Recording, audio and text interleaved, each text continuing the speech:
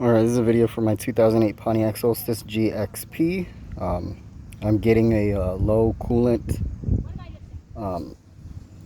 indication going off, and the sensor is bad. And the reason I know the sensor is bad is that I've filled this up already to, well, you can't see, there's that metal brace in the way, to the fill line. And for this particular reservoir, it's, sorry, my hood doesn't stay up, so I gotta have one hand on the hood. That seam right there is the fill line, so that lip you see jutting out from the coolant sensor, that's the fill line. So I've got it, yeah, right now it's on a driveway, so it's slanted, but even on a level surface it shows that it is at the fill line, and the coolant indicator that it is low does not disappear.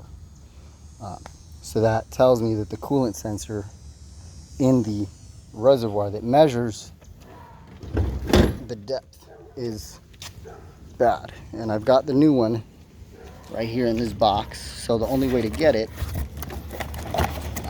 unless you can find one at a chop shop, you know, a junkyard, you can, this piece right here is the sensor. You can kind of see that little green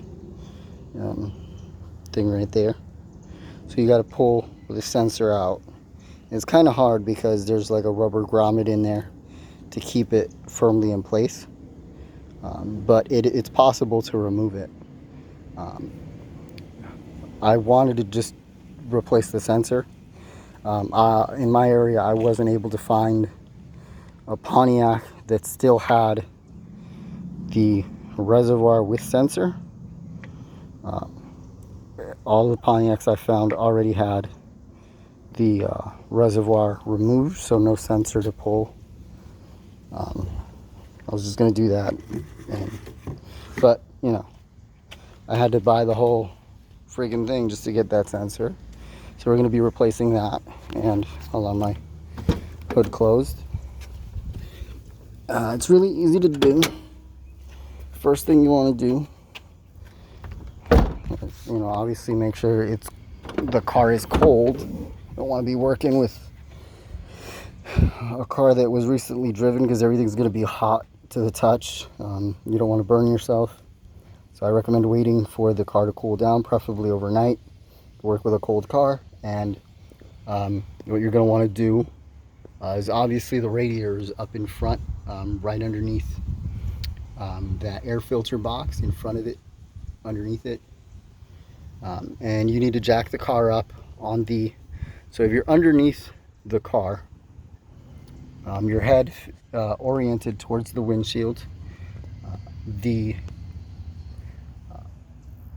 where you want to empty your coolant from is going to be on your right hand side, underneath the radiator. There's like a little knob that you want to twist, and it'll open up your radiator, and you'll start to lose your you can catch your coolant from over there. You also want to make sure that the cap on your coolant reservoir is off, so that it will drain faster. And then once you've drained the coolant out of the system, you're gonna want to undo these hoses, just that one there, and then there's one here, and then you also, obviously there's that blue tab right there. That is the wire that goes into the sensor. You want to undo that, and then pull this retainer out. And I think you need a 10 to loosen that nut right there. And then once you've done that, you can remove the coolant reservoir. As I said, my hood doesn't stay up on its own anymore. Oh, I'm going to fix that as well. But that's all you need to do to replace that. So it's a really easy thing to fix or to replace. You just take that part out, put the new one in, connect it back up, and then you're good to go. And then once you've connected it back up, you obviously, when you put the coolant back in, want to follow the bleed process. to bleed the coolant. Make sure that when you're putting the coolant back in, you're not getting any air in the system. And there's DDM Works has a great video on that. So if you go to ddmworks.com, they show you how to properly refill your coolant when you have zero coolant in the system. It's what I used to figure out how to do this. So I could do a video for you guys on how to do it, but honestly theirs is going to be way better than what I could do. So watch that video to figure out how to put the coolant back into your system after you've replaced your coolant reservoir for whatever reason.